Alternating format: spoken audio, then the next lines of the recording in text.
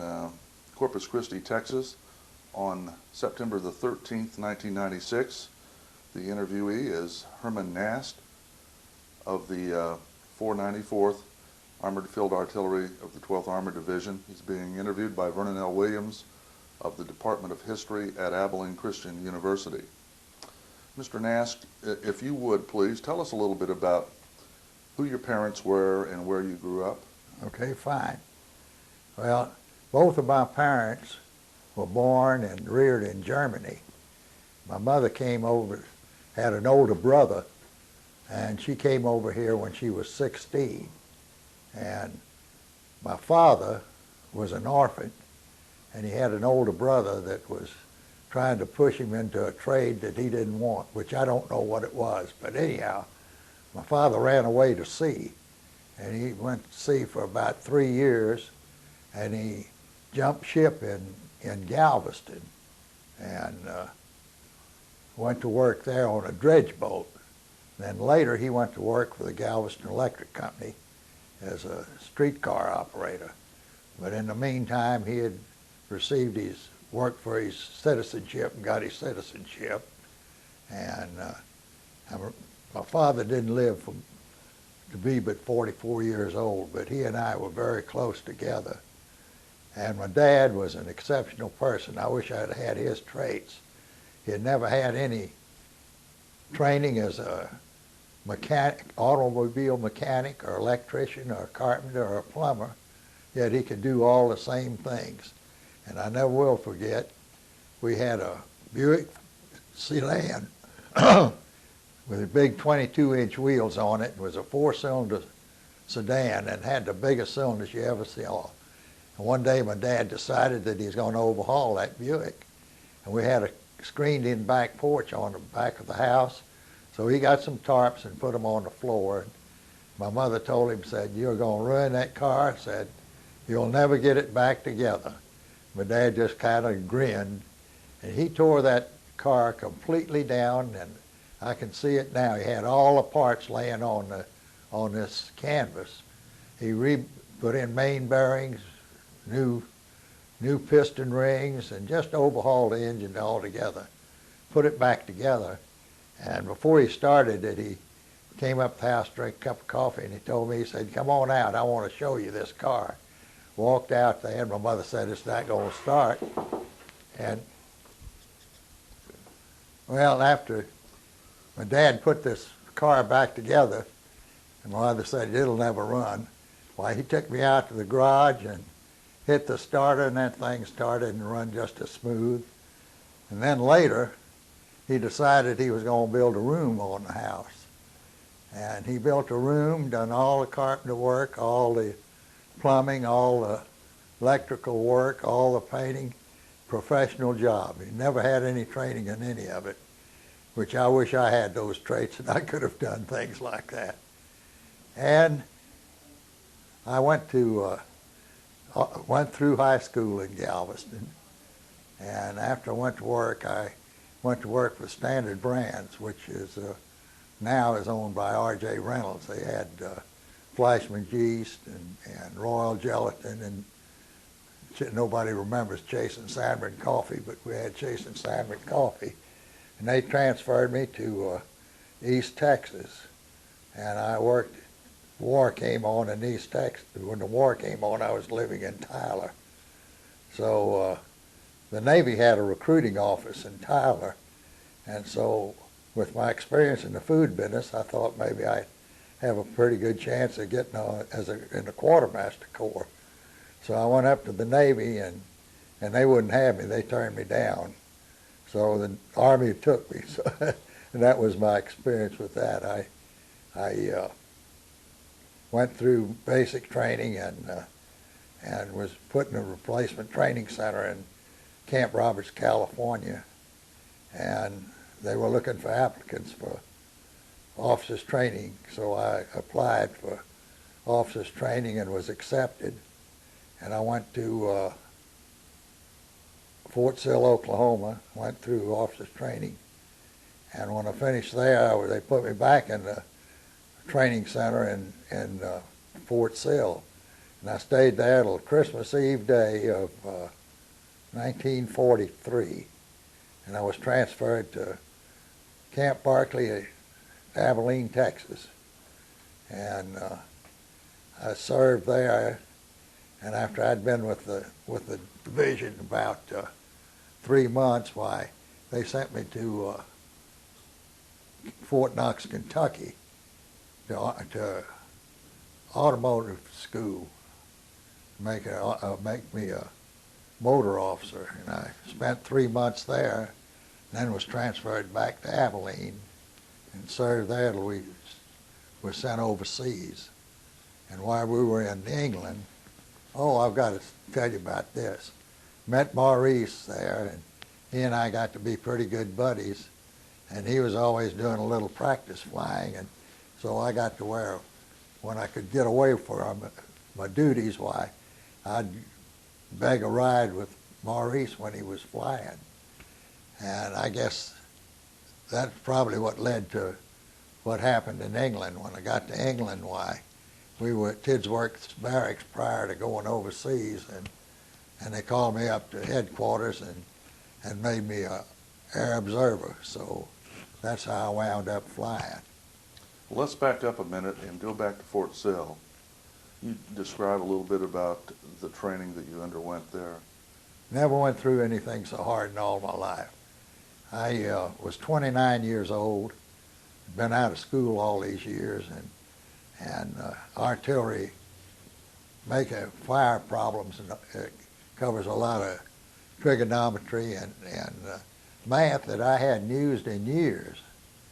And we were in the area that we stayed in, 4-man plywood shacks, and they had a latrine at each end of the Battery Street. And at 10 o'clock at night, there was lights out, so you had to do your studying prior to 10 o'clock. So I just knew I wasn't going to make it because I was having a terrible time with my math. But I finally decided what I'd do. When they turned the lights out, I'd get my stuff and I'd go down to the latrine at the end of the street where they kept the lights on 24 hours a day. And the shower was made had a concrete retainer wall in front of it. It was about 8 inches wide and about 12 inches high. So I'd get back there in those showers with my books and sit on that retainer wall, and I'd study till about anywhere from 12 to 2 o'clock in the morning. So that made it pretty rough because that really did cut into my sleeping time, because we was up at 6 o'clock in the morning. And after all that, I was just about to give up. One day we were in class and sat there, and all of a sudden, it was just like someone had turned a light switch on.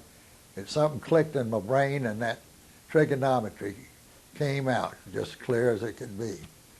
So, which is really a odd thing to do, but I've heard and read since then that a person never forgets anything that they've once learned in their brain. It might be stored way back somewhere and come out.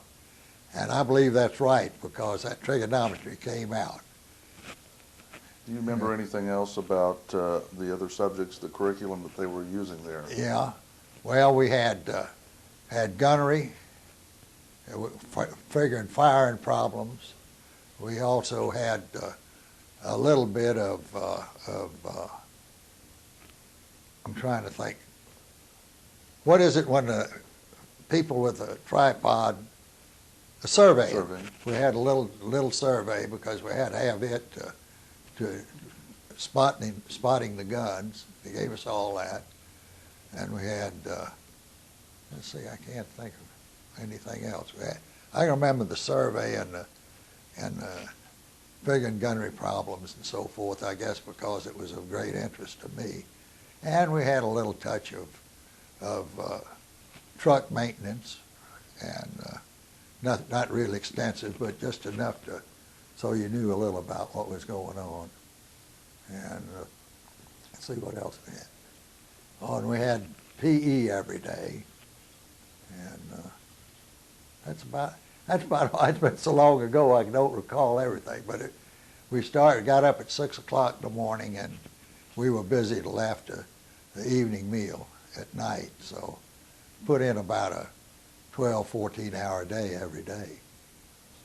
Any of the men that were with you follow you to Barclay in the 12th? No, none of the people that I was in. Quite a few. I was in, I believe it was class number 77, and a lot of the people that were in that class were shipped to the Pacific, and I just the luck of the draw where you went. But I don't remember anyone that was in my class that went to Camp Barclay. Of course, when we got out, I went into the replacement training center, and there were quite a few in my class that went there. And I'm sure what the Army was doing there was putting us in a replacement training center to get some experience before we were sent to a regular unit.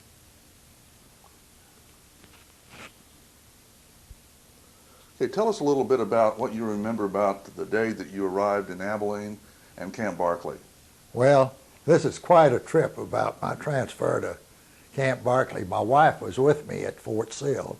We had a small apartment, and my wife is quite a saver. She had, of course, food was rationed. I had an old Buick that would just barely run, but food was rationed, and she'd go home on leave, and she'd get food stamps to buy food with, and she'd buy it and she'd save it. So when we left Christmas Eve day, I got my orders to go to Camp Barclay. So we packed up all our stuff, just had one afternoon to do it in. So we packed all our stuff and packed it in the Buick, and we headed for Abilene. Of course, I couldn't drive fast because my old Buick, I was afraid, would fall apart. So we arrived in Abilene at midnight, Christmas Eve night. I tried all the hotels, couldn't find a place to stay.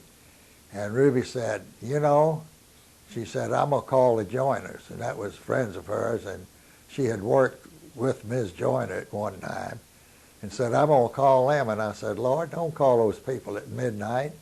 She said, yes, I'm going to call them. So she called them, and of course they said, come right on out. So we went out and spend the night, and we wound up spending 4 months in their house. He worked for the post office, and Ms. Joyner was a school teacher. They didn't have any children, so Ruby kept the house, done the cooking and kept the house for him, and every time she'd go out to look for a place to stay, why, Ms. Joyner would have a fit, said, you don't want to stay there. So we had quite an experience, and needless to say, it really did further our friendship. They almost had to fight them to pay for our room, but we said if didn't accept any money, we were going to leave. And Ruby'd buy the groceries, and they insisted that she keep a tab, so she'd keep how much she spent. And every Saturday afternoon, she and Ms. Joyner would get at the kitchen table to divide the grocery bill, and he and I would sit back and just hilarious was a show, because Ruby would say, well, so-and-so much of this, and so your half is this, and Ms. Joyner said, nothing doing, said, you can't pay half of that because we use most of that. So it was quite a comedy for them to divide the grocery bill every week rather. So they have, I was telling you a while ago about us going to Colorado every summer, and we stayed in Abilene the first night out, so we usually spent a night or two in Abilene to visit with them. But sad to say, they both since passed away, and we lost some very good friends. So we had quite an experience our first start in Abilene, Texas. What about reporting out to camp? What was your experience there? Well, very military. I reported out there Christmas morning, and got out there. Naturally, it being Christmas and a holiday, I never found anyone to report into. The adjutant was gone, and finally, sergeant of the guard came by and said, well, I'll sign you, let you sign in. He opened the headquarters up and let me sign in, and I just went up and looked up to see the officers special officers' quarters and found someone there. I don't even remember who it was, but anyhow, got set up there. And then the next morning, while I was checked in properly and assigned to where I went, and I was assigned to headquarters and headquarters battery as a motor officer. Well, the only experience I had, that's another thing we had the subject in Fort Knox was motors, but it, of course, didn't cover but just the real essential parts. So I was assigned as motor officer, and I had quite a time going down. So I thought it's no use me trying to bluff my way that I knew everything about running a motor pool. So I went down there, and the sergeant was in this little shack with an office. So I walked in and first morning, and I introduced myself, and he said, "Well, glad to know you." And I said, "Look, you and I need to have a talk, Sergeant." And he said, "Fine." He said, "Let's go in the shack." So I went in the shack, and he sat down, and I said, "Now, Sergeant, I'm going to be honest with you. I'm not really a qualified motor officer because I've never been a motor officer before. This is my first experience." And I said, "Now, we can have a real fine motor pool, or we can have a lot of trouble every day." And he said, "What do you mean?" I said, "If I don't want anybody to take you or anybody else to take advantage of me." I said, "If you'll teach me some of this and carry it through, it'll be to your benefit as well as mine." And I said, "We'll have the finest motor pool in the battalion." And he looked up at me and he grinned. He said, "Lieutenant," he said, "you're the first officer that ever came straight with me and said, I've had people try to bluff me." He said, "You're the first officer that ever told me that he didn't know much about running the thing and that I was to teach him." And he said, "I want you to know I appreciate it very much," and said, "Don't worry." He said, "I'll teach you everything about it." And he said, "The paperwork," he said, "I'll get all the paperwork up." He said, "I'll put it on your desk," and said, "You can sign it every night." And he said, "I'll assure you that there'll never be a mistake on it and we won't have any problems." And that was one of the smartest things I ever done because we had the finest functioning motor pool you ever saw. And he and I really worked together. So it shows you, it don't pay to shoot the bull with somebody and try to bluff your way through because you're found out too easy. And after I'd been motor officer and after I learned everything that I should know about running a motor pool, I reported in one morning and they said, "You're going to Fort Knox, Kentucky next week to motor school." And I said, "Well, that's great." Went up there, and of course it was easy for me. I didn't have to study hard because the sergeant taught me all of it. And when I graduated from motor school, I was given a superior rating. So shows you to be honest. Let's talk a little bit about that motor pool that you had this conversation with the sergeant. Could you describe the shack and what was around it, that whole environment? If you were to go back there today and it was exactly the same, what would you see there? Well, I don't know. A lot of people think that judging the Army about what they have now with all the modern facilities and everything, but during World War II, a lot of things were makeshift. You had just could do what you had to do to get by.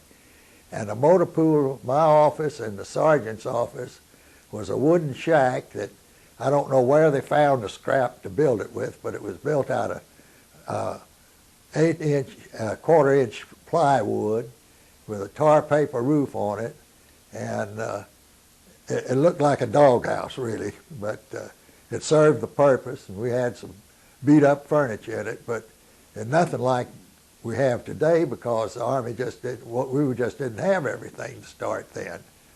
So it wasn't a thing of beauty, but it served the purpose, and we got by with it. And our motor pool, we did have a nice garage building. It was built out of shiplap, 1-inch shiplap, wooden shiplap, and it was about, I have to think now, it was about 50 feet wide and about 150 feet long. And of course, all the vehicles weren't kept in the building. That's where what work had to be done was put in there. In other words, it was a shop is what it really was. All the other vehicles were lined up on a line around the lot, around the motor pool. We called it a motor pool, and they were all stacked out. The only time a vehicle got under the roof was when it had to have some work done on it, and the weather was inclement while it was done in there. What did the interior look like? You had several bays. Did you? Didn't even have bays. No, we had some wooden workbenches made out of wood, 2x4 and shiplap, and no bays. When a vehicle was brought in, they were just lined up on the perimeter of the building and that, but we had no bays like you would have in a garage now. Like I say, it wasn't a thing of beauty, but. Was it a concrete floor? No, dirt floor. And I take it back. It had an asphalt floor on it, and part of the motor pool was blacktopped, and about half of it, and the other half was just gravel. And in this motor pool, we had one tank that belonged to the forward observer, who incidentally was my best friend named Roger Bismeyer, and he was killed in Europe after I was wounded. And then we had 8 mobile 105s, because it's an Army division, so that these artillery pieces were mounted on half tracks. And we had 6 of those in there, and then a number of Jeeps and a number of 6x6 trucks, about a half a dozen 6x6 trucks and about a half a dozen Jeeps. Do you know what the difference is between the term peep and Jeep? Could you explain that? You've got me. I never heard that before. That must have been invented after World War II. There's some people that use that term, and we've never been able to find out just exactly what a peep was. I've never heard of it. I really haven't. What about other officers and men? Any of them come back there at Barclay in your memory that strikes some particular memory in your mind? Certainly does. I have a number of special people that I think of, and one of them is Maurice Glover, who was a pilot that I worked with. And I was telling you about Roger Bismeyer. He was a forward observer, and he wound up being my best friend. And I have another, Dave Weston, and he was a good friend of mine, and he was in a survey party, and he's visited me here once here at my home, and of course I've seen him at reunions too and talked to him. And I think of a number of people that at times it's, I've had a lot of friends in my lifetime, and I have friends now. But there's nothing like a person that you've been in the Army with, that if you've been in combat, where your life depends on what he does and his life depends on what you do. It's hard to explain just what it is, but you don't have the same feeling for a lot of other people like you do those people. It's a bond, I guess.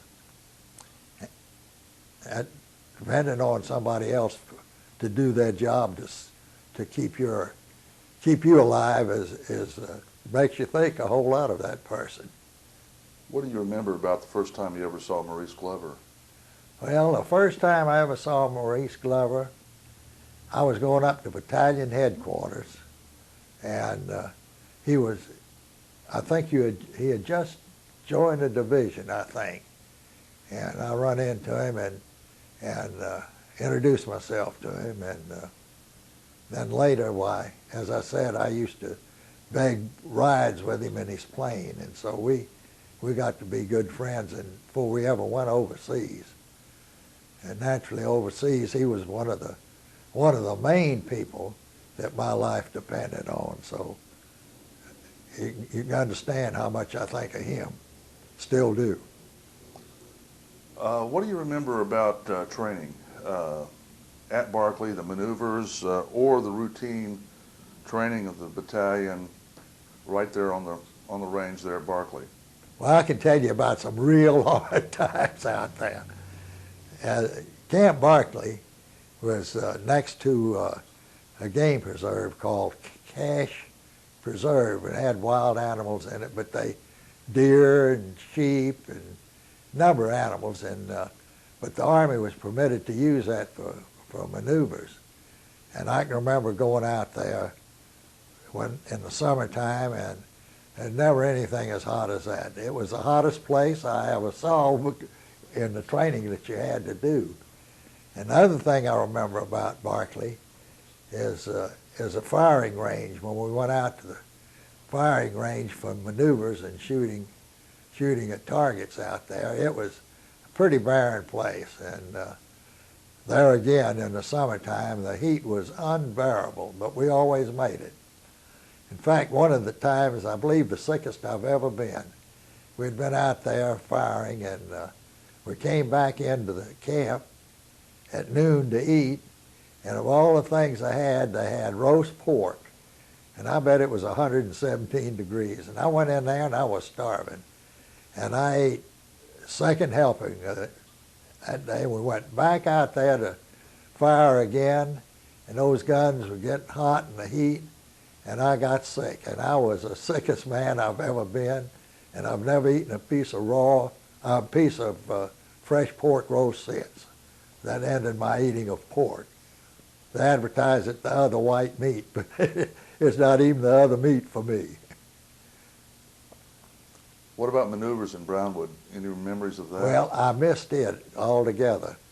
They gave us physicals prior because we were going overseas, and they discovered a thioglossal cyst that I had, and they wouldn't pass me on a physical to go overseas, and of course I wanted to go with the 12th, and so I went up and talked to the colonel. He said they couldn't take me in the hospital right then, that they were busy. So I went up, Colonel Crawford was our commanding officer, so I went up there and talked to him if he couldn't get me in that hospital and get him to remove that cyst. So he did, but about 2 days or 3 days after I was operated on, a division left for Brownwood for maneuvers, so I missed them completely. I was in the hospital about 2 weeks, which was a disappointment to me for not being able to go. You would have been motor officer? I'd have gone as motor officer, headquarters battery. What do you remember about the immediate preparations for departure in training for New York? What was the battery and battalion area like? What were men doing to get ready to ship over? Everyone worked hard. Of course, you had a list of all the material and stuff you was going to take, and the packing to pack it and everything. And we worked for days packing, and we had a set procedure in the way things had to be packed. And that was all, had instructions on all of that of how to do it. And they'd pack it, and then the battery officers would go by and inspect it before it was nailed shut to make sure it was right. And it was quite a busy time. It takes a long time to pack all that stuff. Of course, we didn't have a complete set of materiel, because we drew some of it in England, and then we drew all of our vehicles in France out of Port of Cherbourg when we got over there. That's another part of my experience. When they got ready to cross the channel, they took a group of people to draw vehicles out of Cherbourg, so when the battalion got over there, we'd have all the vehicles parked in fields and were assigned. And I was designated in this we called it an advance party, and I was on the advance party to go. And I don't remember just how many officers we had. We must have had about 8 or 10 officers and about 60 enlisted men. And we were set up in an apple orchard out of Cherbourg and in tents, and it was the muddiest place I ever saw. It had hedgerows. A lot of people may have heard of hedgerows where they divided the fields with it. But every morning we had a mess truck in the field, and every morning we'd gather at the mess truck and eat breakfast. And our commanding officer was also on the advance party. And after breakfast, he'd give a list of assignments to go draw vehicles. For instance, like have one officer and maybe 6 to 8 enlisted men, and we'd go up to the port and turn it in to the quartermaster there, and we'd draw the vehicles. And I'd come, like with me, I'd come back, lead back 6 or 8 vehicles with my group of men. And it took us about 10 days or 2 weeks to draw all these vehicles to get us ready. Where was the division while you're doing this? They were still in England at Tidsworth Barracks in England. Well, I'd like to back up just a moment and get your impression or description of departure day. Can you remember what happened in terms of your wife and when you had to go get on the train? Can you describe what happened that day? Well, I had a little bit different situation than a lot of people. My wife was pregnant, and we were expecting any day, so she had gone home to Tyler. And our commanding officer, Colonel Crawford, was a very understanding man. So everyone got, I think it was 10 days leave prior to going overseas. So I went up to the colonel and I said, Colonel, we're expecting our first child. My wife's in Tyler, and if it's at all possible, I'd like to get on the end of the list for leave and maybe be home when my child's born. And he said, fine, we'll see if we can't do that for you. So they did, and the last possible day, why, I was called up to battalion headquarters, and the adjutant told me, said, well, said, this is it, you've got to go next week. And I said, fine, I'll go. So I went to Tyler, and the second day I was there, my mother and sister from Galveston came up so they could say goodbye to me. And that night, my wife went into labor, and our first son was born, so I got to see him before I went overseas. He was 6 days old when I left Tyler, going back to Abilene to join the division. What happened when you got back to Abilene? How much? Well, see, with me in the last group to leave, almost everything had been packed. I had done all my work before I went to Tyler, and so they had loaded most of the stuff before I ever got back to Abilene. So all I had to do was get my things together, and about 3 days after that, why, we boarded trains for New York. That was also another story. The government and all troop transfers by train, they would put you on land grant railroads just as much as they could, because the land grant railroads had been granted their right-of-ways by the government years and years ago at no cost. So that it was cheaper to go by land grant railroads for troops to travel that way than it would be over a regular route. And we left Abilene, and they had a baggage car in there that they set a kitchen up in. And we left Abilene, and it took us, we went all the way up to almost the border of Canada and then came back down to New York. And as I recall, it took us 4 or 5 days to go from Abilene to Camp Shanks, New York, by going by land grant railroads.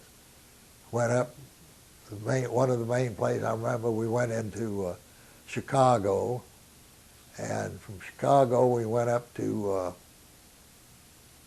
up above Albany, New York, to almost the Canadian border, and then back down to New York City. So we had quite a train trip.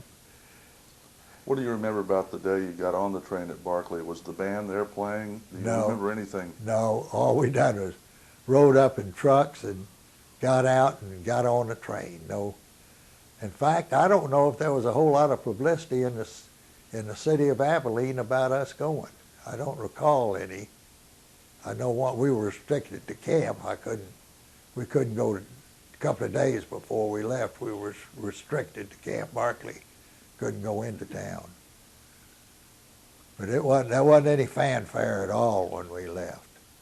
What about the train ride? What do you remember about the accommodations, Well, the activities of the soldiers and so on? it just loafed all the way. We didn't have any duties to do up there, and about the only time we had to meet at certain times was to go up to the mess car and get our meals. And outside of that, we didn't have much. Did the train stop for meals? Or No, we ate right in that baggage car that was set up. They had field kitchen set up there, and they done the cooking, everything right in the baggage car. We didn't stop about the only time they stopped any time at all was to change train crews. And then once or twice, we'd have to go in the sidings, I guess, let other trains by, and we'd get out at the side of the trains and do calisthenics to stay in shape. But it was a long ride from Abilene to New York. what happens at Camp Shanks? Well, now there again, they had some paperwork and stuff to go, but as I remember it, we didn't have a whole lot of duties to perform or anything. Everybody was getting haircuts and buying a few last things that they needed at the post exchange, and that was about it. And I can remember the day we got on the ship. That was something.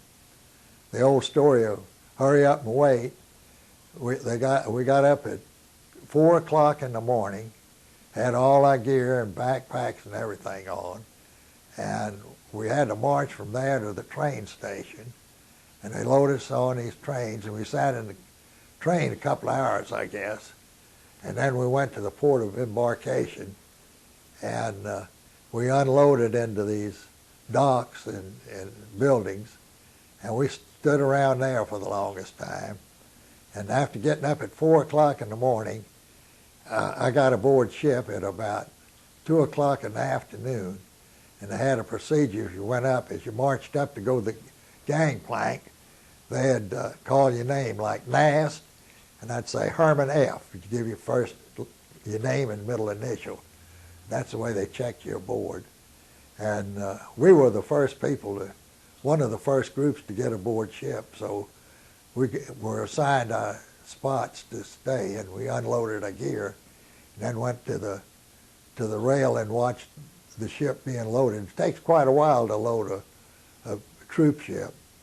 And I was telling you about Roger Bismeyer being my best friend. Well, I was a smoker, and he was too, but you were restricted to smoking while the ship was loading. So he knew about it. So he bought a plug of brown mule chewing tobacco. And he said, Herman, he said, you don't have to worry about not smoking. He said, here, cut you off a piece of chewing tobacco. I'd never chewed any tobacco before in my life, and I took a knife, and instead of breaking off a small piece, well, I cut me off a good hunk. I put it in my mouth, and I started chewing, and the more I chewed, the bigger that wad got. It just kept growing, and about that time, I started getting sick. So I ran across the ship and hung my head over and got sick into the bay. And I will forget that either. And I come back, I really give him a hard time. I said, you dirty dog, talked me into something like that. I said, you should have told me. Of course, he got a big kick out of it. What about the accommodations? Could you describe how the officers were berthed compared to the enlisted men? Quite a big difference, quite a big difference. we had berths on the upper deck, and stateroom I was in, I think there was 4 of us to the room. We ate in the galley, tablecloths on the. I'll have to tell you what we went on. Right? We were on an Army transport with a Navy crew on it, huge ship, and the name of it was Major General Tasca H. Bliss, and that was a general at Fort Bliss that El Paso was named after. So he must have been. He was a World War II commander, so he must have been really up there. But anyhow, talking about eating, we'd go in to eat, and we'd have waiters wait on us. Set your plate down in front of you. I never ate as good in the Army in my life as I ate aboard that ship. Took us 10 days to go from New York to Avonsmouth, England. Avonsmouth was the name of the port we went into. What about the enlisted men? And they were down in the holds of the ship, and they were in bunks and stuff. I can't tell you about what kind of meals they had, but they didn't have it near as good as the officers did. Some people are going to be mad at me telling this in the interview, but it made a big difference. And we got to shower with salt water, but we could take showers. And I don't think the enlisted men even had showers. I'm not sure. Tell you the truth, I was real careful. I never did go down in the hold of the ship to check on their accommodations. What about arrival in England? What happens to you then? Our arrival in England? Well, we were to go in, I think it was Bristol, but anyhow, something happened with the ships, and we landed at this port called Avonsmouth, and that's the Avis River. Yeah, I believe it was the Avis River, and the town where it went out was called Avonsmouth. So we got there, and we unloaded at night, during the night, off of the train, and it was early in the morning. They loaded us aboard trains, and we struck out, and we wound up out of the town of Reading, England, in an abandoned airfield that they weren't using anymore, and we used the hangars as for sleeping accommodations and everything. And really, they lost part of the division. Was so divided up when we hit England that they lost part of it. They didn't know where we were. We were sitting out there in Reading, England. They didn't know where we were. And we were there several days, and one afternoon, staff car come flying in there with flags on the front of 2 stars, and it was Major General Rodney, can't think of his last name. I had it on my tongue a while ago while I was talking about it. Roderick Allen? Roderick Allen. And he came in, and he got us all lined up, and then they sent trucks in. They picked us up and moved us to Tidsworth's Barracks, which was out of Southampton. But we sat out there several days and before they located.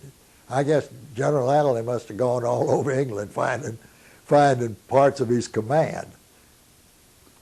What do you remember about the time that you spent at Tidsworth before you went over as part of the advance party?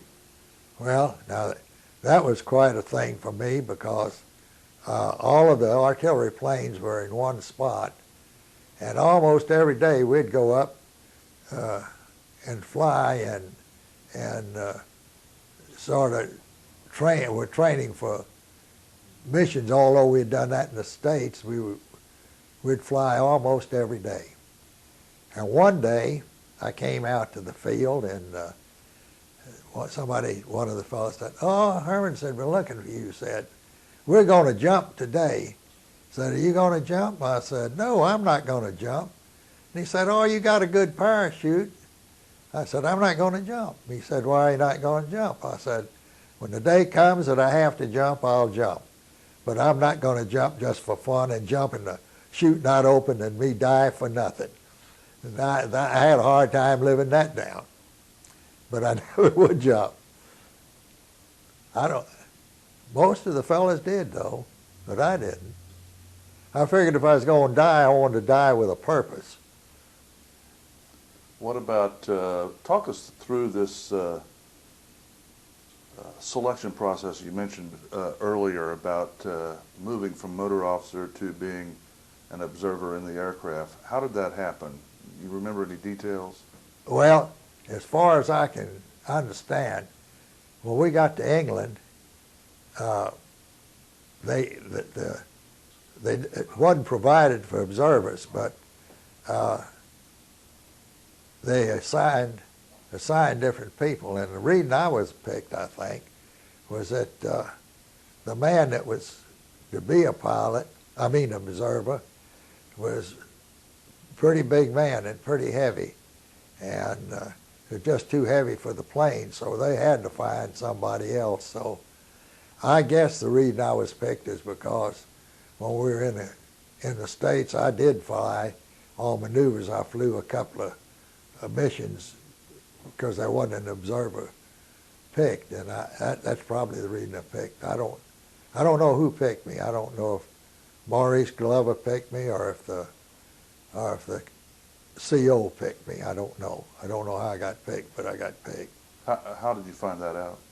Came down one morning at breakfast, and they said report up to headquarters, and I went up to headquarters, and they said you've been relieved of command, a motor officer, and you're now an observer with. And I said fine. It was quite an experience to first find it out. It was all right with me. I didn't object to it. I figured I could do a job there as well as I could as a motor officer. How much training did you get before you had to leave with the advanced party? Not much, because we weren't there but a week or two before the advanced party went out. And like I say, the air section, all of the planes we flew every day. So I flew with Maurice Glover, and I flew with a pilot named Johnson, and we got some training there. Of course, to be honest with you, I'd had a lot of training as a forward observer, and there really isn't a whole lot of difference between directed fire from the ground as it is from the air, because you go through the same procedure, and you target in on your target with the same method that you would on the ground. So it really isn't it wasn't really a big transition. What about after you've drawn your equipment in France? When do you rejoin the air section? What happens then? Well, we had two planes. The other pilot was named Johnson, and then Glover, and we had a mechanic sergeant and a jeep driver. We had a 3/4-ton weapons carrier that the mechanic drove, and we had a jeep driver by the name of Bray. Quite another story about Bray, but anyhow, we were always detached from the rest of the field because Maurice would find a spot to use as a landing field, and then we'd set up there and operate out of it. And I don't know who did it, but somebody managed to inveigle somebody out of an 8-man pyramidal tent that we used to sleep in, and some Coleman stoves, so we were set up pretty nice out in the field. But we were always out in the field somewhere away from but we were always in touch with the Fire Direction Center and headquarters by radio. If they wanted something, they always got us by radio. What about the story about Bray? Well, Bray, a jeep driver was a T5, which is a corporal. Technical, it's a T. And old Bray had just gotten married, and he was from Illinois. And he just couldn't stand being away from his wife. and he'd just take off, go AWOL. He'd come back, and they'd give him a court martial, and it wasn't really give half pay, take half his pay away, and put him on restrictions, but they never did put him in a stockade for it. And when old Bray heard about the division was going overseas, why, he just took off. He wasn't going to go. He went back to see his wife. But the good thing that he did was smart is when he took off before the division was officially alerted. And because if the division had been alerted to go overseas and then he went AWOL, he'd have been charged with desertion, and he would have wound up with a prison term. But he was smart enough to take off before that alert came, and he was gone about 2 weeks, and finally the MPs came bringing him back to camp. And he went for the court-martial. He was court-martialed, but in the sentence that was given him, that he was given 3 months, I think, 3 months stockade and half pay. But it also stated, the court-martial said that that if the division left before his sentence was up, that he was to go to the port of embarkation under guard and go aboard the transport under guard. And then after he got on the transport, why, his sentence was completed. So they really, he wanted to spend that 3 months in jail in a stockade while he had missed going overseas. So he wasn't too stupid. Since I was an observer, Maurice would always, when we moved from one location to another, he always found the field that we were going to operate under, and he and Johnson would move the planes over there, and then I was in charge of moving the weapons carrier and the Jeep and all the gear over to the new spot. So old Bray was my chauffeur. I'm telling you, I had a lot. I'd get so mad at him sometime. He could pull some of the stupidest stuff, but he's just a nice old boy. I couldn't stay mad at him. Tell you the experience I had. We were moving, and we came through this little village, and the French resistance was out there, and some of them I didn't think too much of. I don't think they showed up till the American troops took over, and then they'd come out. And this big old fat Frenchman was standing in the road, and I was coming up in front, and the weapons carrier following me, and he put his hand up and stopped me and motioned for me to turn off down the road. And I wasn't going down that road. I knew where I was going, had a map. So I told him to get out of the way, and I couldn't speak French, and he wouldn't get out of the way. And he bared his coat, and he had one of them little old, what we call Saturday night specials in the United States. Showed me that, and I thought, I had a 45, but I had in a shoulder holster too. So I told Bray, I said, go on, Bray. He said, I can't. He's in the road. I said, hell, run over him. He said, I can't do that. I said, Bray, get this Jeep moving and go on. I said, if you don't start this Jeep and run over him, I'm going to shoot him. He said, you wouldn't shoot him. I said, you wait and see. I said, move this Jeep right now. So he finally moved it. I said, don't move slow, gun it. And boy, that Frenchman took off with the ditch where we went by. And after we got by, old Bray said, would you really shoot him? I said, sure, I'd have shot him. He said, I don't believe it. I said, well, what did you move the Jeep for? So I had quite a time with Bray. Of course, I wouldn't have shot him. I might have got my gun out and stuck it in him and made him move, but old Bray wouldn't move. He said, I can't move. Said, the man's up in front of him.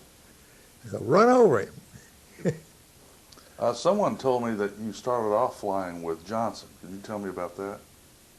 Well, I don't know why. I think Maurice got mad at me about something because he shoved me off on Johnson. And Johnson and I were friends, and I'm still a good friend of his. But he had a little bit of Bray in him, if you want to know the truth, because he could really pull some stunts. The first mission I flew with Johnson, it was, see, we didn't have but about 2.5 hours worth of gas.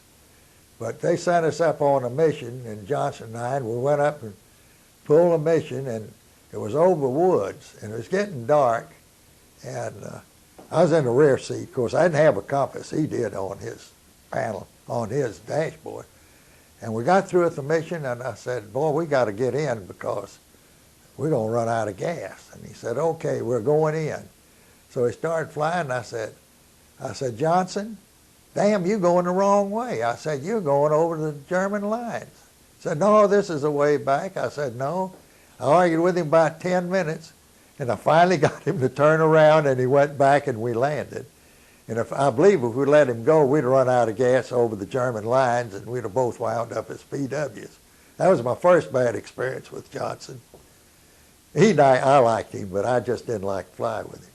Another time, we were in a abandoned German airfield, and using the taxi strips as landing strips for the Cubs, and that gave us a good building to stay in.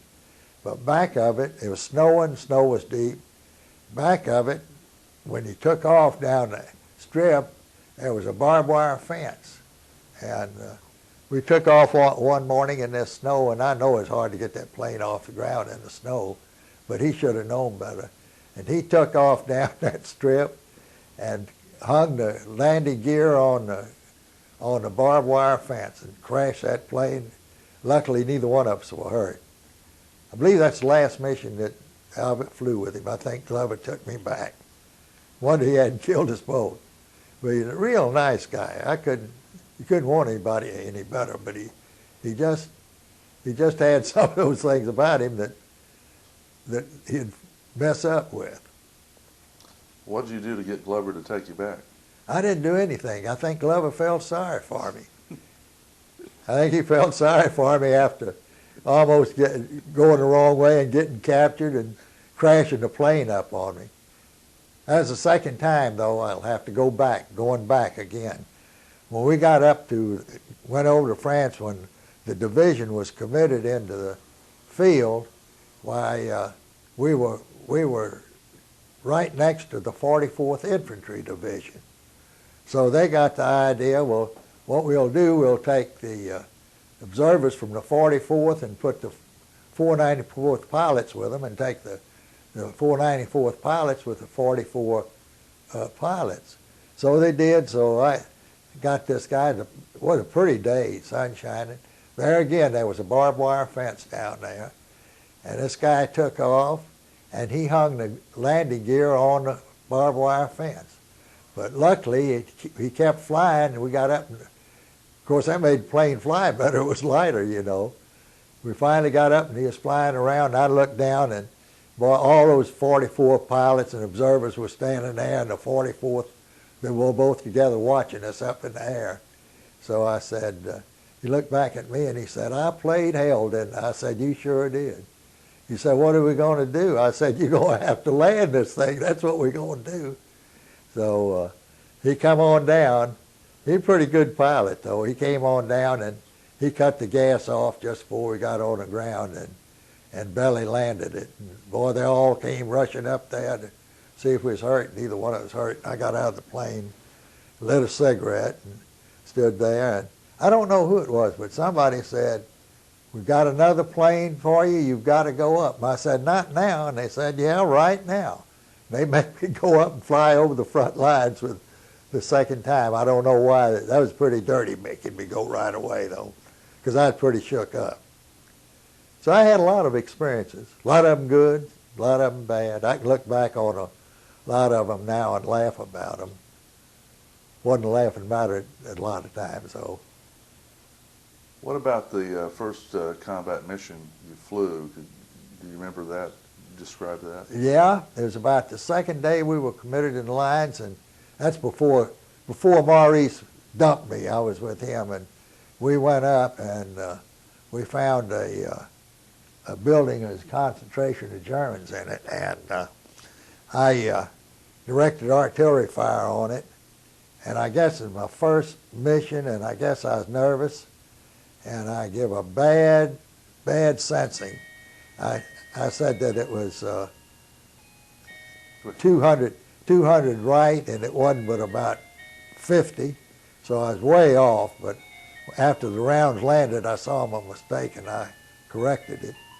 And when we got in, the next time that Maurice saw the colonel said, "What in the hell's the matter with Nast?" Said, 200 yards off on a sensing. Said, that's bad. And old Maurice covered for me. He said, well, he said, no. He said, you know, I'd have sensed it that way myself. He said it was getting dark and there was some smoke around. He said it was hard to figure. So he took me off the hook with that. So I forgave him some for putting me with Johnson since he done that. What about, let's talk a little bit about the combat that mission really got started. What do you remember about the early days of the 12th coming into the line in December, let's say before Herlesheim? Well, we really, not bragging, but I think for being a brand new division and coming in, I think that we were really outstanding because there were very few mistakes made, and I know that the artillery was just out of this world. They were functioning right up to snuff all the time. And of course, here again, I'm bragging about myself too, but I think our air section was outstanding too, because we'd done an awful lot of good with directing artillery fire.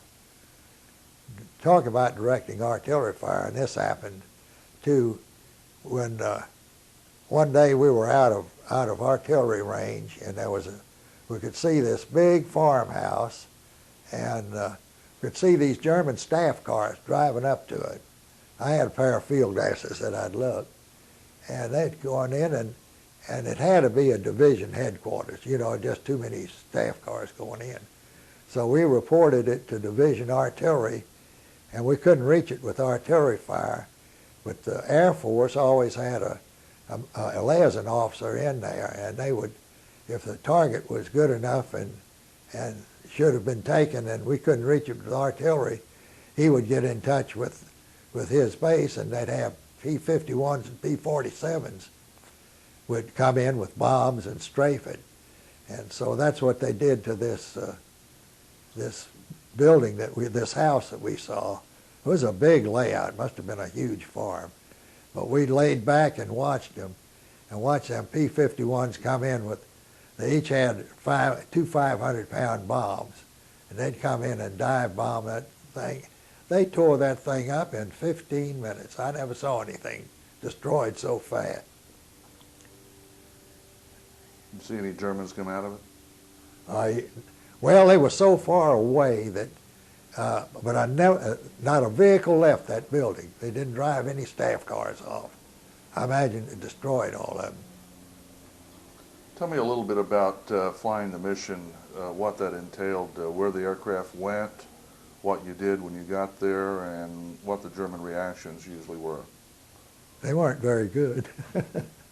Well, a lot of times we were given specific targets that we would wipe out. Then other times we'd get up in the mornings and didn't have a specific mission. We'd get up and fly the front lines and fly over and back and forth and try to find targets. And I'd say that we probably fired on half of what we'd done was what we found ourselves, and the other half is missions that we were assigned to do. And talk about flying over. I was flying with Johnson when this thing happened, but we got up one morning and didn't have any specific target to shoot at. So we come up and we're flying about 600-700 feet, and there was a strip of woods there in back of the lines, and we flew over them, and the first thing you know, why, we could hear rifle fire popping, and about that time, about 2 or 3 slugs hit the wings, and there were Germans, I guess, had been bypassed in the advance, and they were in those woods, and they opened up on us with rifles. So we reported that, and I'm sure that they sent infantry up there to wipe them out. So that was quite an experience. We're flying along just so peaceful, didn't expect anything because we were back of our lines, and all of a sudden rifle fire hit your wings. That really wakes you up in a hurry. Describe the cockpit of the plane that you flew in, especially your area. What did you have? Well, that's easy. First place, we come in on one side. It had a window, but it left down, which made a door as he got in the plane. My area, I was in the rear seat, and my area was very small and very confined. And back of me was our radio equipment, which was made up of two units. One of them was a transmitter, and the other one was a receiver. They were about, I'd say, 18 inches square and about probably 6 or 8 inches high, and they were placed one on top of the other.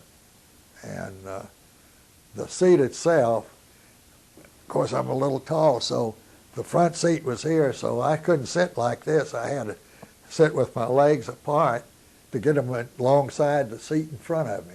Very confined. Didn't have any controls or anything like that? Well, there was controls back there, but I didn't have any. There's a place for the joystick and so forth. What about communication with the ground? Oh, we were right. We was in touch with the Fire Direction Center anytime we wanted to talk to them, and we had a call letter, and our call letter was Easy 5. So whenever they wanted us, they'd call for Easy 5, and I don't ever remember us being out of range of radio range. We always could hear them. Did you get any training at all on radio operation? No, just transmitting and receiving is all. It was all voice communication? All voice, nothing but voice. Of course, it'd be pretty hard to have anything but voice in that little cub. I don't see how you could operate with it. Probably could, but it'd be pretty hard. Do you remember any experiences with enemy aircraft? One time, again, I was with, no, I can't recall if I was with Johnson or Glover. I was probably with Glover, I think. One time we were coming back from the front lines, and we were flying about 1,200 feet, I'd say, and a ME-109 come up on the horizon, and he was really coming. And it dove down, and there's trees down there, dove down about treetop high and went flying around the trees. And of course, that fighter plane couldn't get that low. He flew around about twice and give up and left us. That's the only time I can ever remember seeing an enemy plane. What about the pilots and observers of the other two artillery battalions? Do you have any contact with them? Oh, yeah, sure. When we were in the States and in England, we had a lot of contact, but you didn't see them just a whole lot after you went into combat, because they were always quite a ways from us. And we didn't know where they were, and they didn't know where we were. So. What about Herlesheim? What's your memories of that? Not very good. At Herlesheim, we had a lot of missions to fly, and we were repulsed twice. And the third time, the division had been reorganized, and the first morning of the jump off on Herlesheim, we were sent up. I don't recall just what the mission was, but we were sent up, and I was with Glover, and we completed our mission, and we're starting back, and just as the plane banked through the corner of my eye, I caught a flash of artillery fire, and it was a battery of 88s. So I punched Glover on the shoulder, and I said, "Did you see that down there?" And he said, "No, I didn't see it." And I said, "Well, there's some 88s down there." And there was a bridge there and a small patch of woods, and they were right off the side of the bridge. So we went back, and I called it in, gave the coordinates and everything, and they said, going to go into fire for adjustment. And they said, rounds on the way. And I said, just as I said, Wilco, why, this 40 millimeter hit us. It hit the wing strut and hit from me back. Tore the radio, it tore the transmitter out to where they couldn't talk to him, but we could hear him, and I had my earphones on, and my face was bleeding, and I got hit down the arm and my shoulder. And I remember pulling the earphones off, because they kept calling for us, you know, we couldn't answer them. And I remember Glover reaching up and cutting the gas switch was up on the roof. I can remember him pushing back and cutting the gas off. And I don't remember much more because my face, I had all bloody, just little pieces of shrapnel all over my face and blood in my eyes. And my arm was in my lap. And I had a map case, and it was laying on this map case. So I don't remember much more. I remember us hitting the snow. I guess that's what probably saved us a lot, because that snow was about 3 feet deep. Old Glover done a good job. He brought it in. So I guess they saw us from Fire Direction Center, because they sent an ambulance out there after us. And they had a hard, I can remember getting out of the plane. By then I was coming to, but when the ambulance got there, the major was the doctor. He got there, he tore my clothes off and gave me a shot of morphine right in my chest. And then they trying to get me out of that torn up plane. And like I say, they just had a small door. They had a hard time. But the Cub had tubing that crossed right in it and went right over this back seat.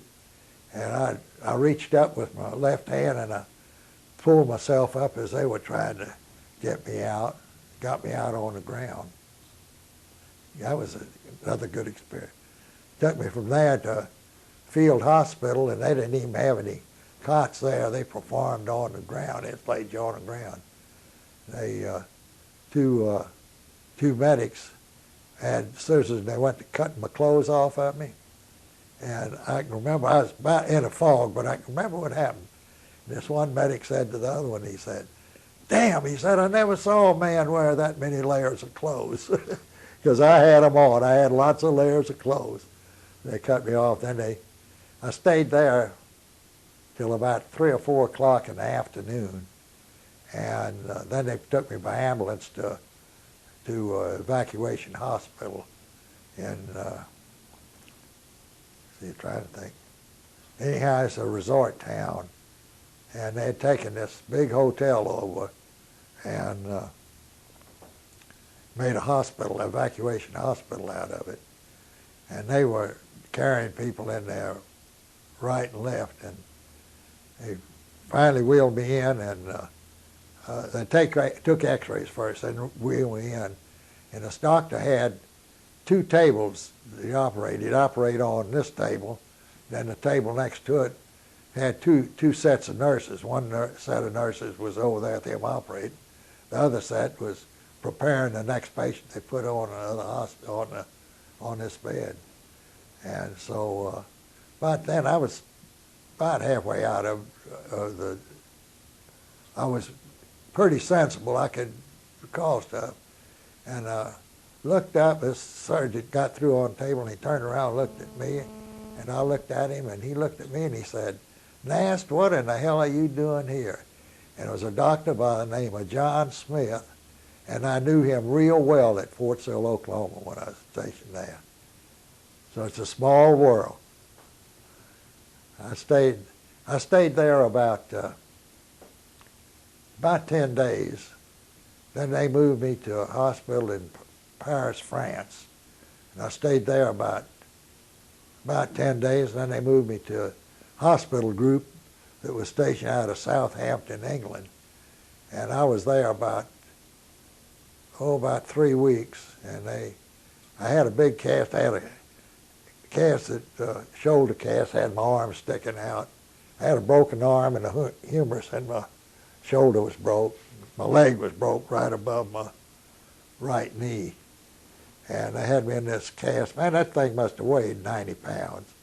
But anyhow, after it'd been there about 3 or 4 weeks, why, coming through on these doctors coming through on an inspection, and they stopped by my bed and looked at my chart and examined me, and they left. And a little while, the orderly that was in charge of that ward came by. He said, "Lieutenant," said, "you're lucky." I said, "What are you talking about?" He said, "You've been ZI'd." I said, "What is ZI'd?" He said, "Zone of the Interior." That means the United States. Said, "You'll be leaving us." So that landed the war for me. They took me on a hospital ship from Southampton to New York, and then from New York they sent me to Hammond General Hospital, Modesto, California. And I spent almost 9 months there. And so then they sent me out on 6 months limited duty, and they sent me to Fort Bragg, North Carolina. And by then the snow in North Carolina was almost as deep as it was in Europe. And I got there, and they had sent me to this battalion. They had a commanding officer there, he was lieutenant colonel. And he was overage and great. He was too old, and he was regular Army, so he couldn't go overseas. And he was a bitter man, and he made it tough on everybody that had been overseas. So I reported in, and he said the battalion's out in the field for the 3 weeks test, and said, report out there in the morning. And I said, "Colonel," I said, "I'm not trying to shrink any duty." I said, "But I've been in the hospital for 9 months. And I said, I'm out of shape." I said, "I can't go out there and live in that snow." And he said, "Yes, you will." He said, "If you aren't on that truck leaving here in the morning, I'll have you court-martialed." So naturally, I went. So I reported in out there, and I was there about 2 days, sleeping on the ground and everything. And I just come unglued. So I had a major that was the doctor there. So I reported on a sick call one morning, and he said, he examined me, he said, "What in the world are you doing out here?" And I said, "I was either had to come out here or get court-martialed." He said, "You're going into town." I said, "Man, that colonel's going to court-martial me." He said, "No, he's not going to court-martial you." He said, "I'll see to that." So I got back into Fort Bragg, and they put me back in the hospital for about 3 weeks. Then I left there, and I was going to be discharged, and they sent me to Camp Fannin, Tyler, Texas. And my wife was in Tyler, so that was good. So I went through all the proceedings of getting discharged from the Army, and there was a big group there. And late in the afternoon, they'd have all the orders, and the adjutant up the front of the room would call out the orders, with discharge orders for people. And so I sat there waiting. They went through the ends, and they didn't call my name. And I thought, what in the world's going on? So when they wound up, they had all the people called. There was about 10 of us still standing in the back of the room. So I walked up there, and I told the adjutant what my name was. And I said, "You didn't call my name." And he said, "Oh, yeah." I said, "Here it is." Said, You're being committed to Station Hospital at Camp Colleen." I said, "No." He said, "Yep." Said, "You didn't pass your physical." So that was another big disappointment. So I reported to the hospital, and I stayed there they put me on physical therapy and stuff. I stayed there about 2 months, and then I was discharged from there. So I had a lot of experiences in the Army, some of them good, some of them bad. But I wouldn't take it. I wouldn't want to do it again, but I wouldn't take anything for what I went through. You mentioned your commanding officer of the 494th, I think Colonel Crawford. Crawford, Could you tell me a little bit about what kind of person he was? What do you remember about him as What I remember? Well, what I remember when I reported in, he was a West Point graduate, and he was a major when I reported to the division. And he didn't talk a whole lot. He was a rather quiet man. But I thought he had a lot of character, and he really knew his job, and he was a real fair commanding officer, and I thought a lot of him. I still do. I wonder a whole lot of times where he finally wound up, but he was fair with everybody, and like I say, he was a good commanding officer, I thought. What about Carlos Brewer and Roderick Allen, the two generals that I think commanded the division for the most time? Do you have any memories of either one of them or impressions you'd like to tell us about? I had no contact with General Allen, but I had one rather bad contact with General Brewer. It was a Saturday afternoon, and most of the troops were off, but we were behind down the motor pool. We had some bad luck, had some vehicles break down. So I was down in the motor pool with these men. There was, I think there was about 4 of us down there. Boy, this command car wheeled up, and he saw the gate open, so he stopped at our motor pool, and I walked out and saluted and reported to him, and he was rather, I think he was in a bad mood, really. He didn't have much to say. So he goes around and he gets at a half track, and he looked down at the front end, and there was a grease joint on there. And he said, he called me over and he said, I want you to look at this. Said, that's a dirty grease joint, a dirty fitting on there. And he said, I don't allow any of that in my division. And he said, what's your excuse? And I said, General, I don't have any excuse. He said, what do you mean? I said, General, that's why we're down here on Saturday afternoon working. I said, I kept 4 men on duty this afternoon, and that's what we're doing. We're cleaning up stuff that we haven't been able to do all week. He said, no excuse. Said, I don't like that. And he started chewing me out. Of course, there was nothing I could do but stand there and take it. But he didn't consider that that's what we were down there doing, was getting caught up on what needed to be caught up. He didn't say anything to the men, but he sure said a lot to me. So he left unsatisfied. Yeah, he left unsatisfied. No, I think he probably had an argument with his wife, and he wanted to take it out on somebody. That's the way I felt about it, anyhow, because I had no remorse about not doing the job that I should have been doing. In fact, I was going beyond my duty by staying on Saturday afternoon and working to do that, to catch up with that stuff. So it was, I thought he was unfair with me, but that didn't make any difference. Any, as you think back over your career in the Army of the 12th Armored Division, can you think of anything else that we haven't covered that you might want to include in this interview? Oh, I don't know. I had a lot of experiences, but I don't know. I think we pretty well covered everything duties I had and so forth. What about combat? Do you think, is there anything you can add to that story that led up to your wounding? In other words, the missions you flew, anything that you'd like to add to that? Well, I tell you what, that Herresheim, I guess, was probably one of the worst situations that our division had been in up until then, because it was really rough, and we were trying to advance, and the Germans were pretty well dug in, and they were pretty strong, real strong. After I got in the hospital, in the evac hospital, in the section and ward I was in, I'd say a third of the men that were in there were from the 494th that had been shot up at Herresheim. And from what I can understand, when they really went into the town itself, that it was a horrible thing.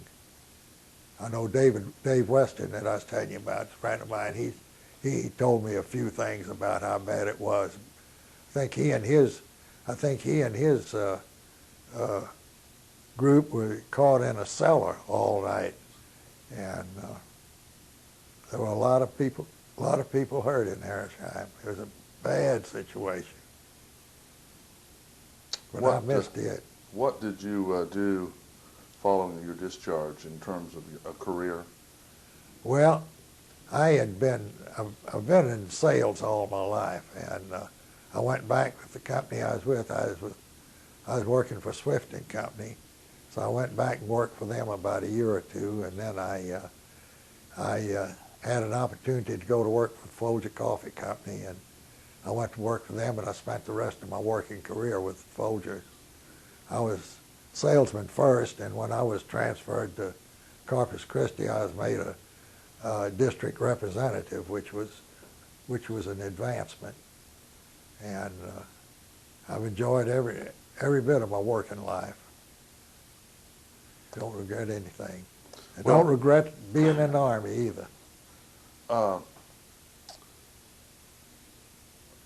This will conclude the interview unless you have anything that you would like to add.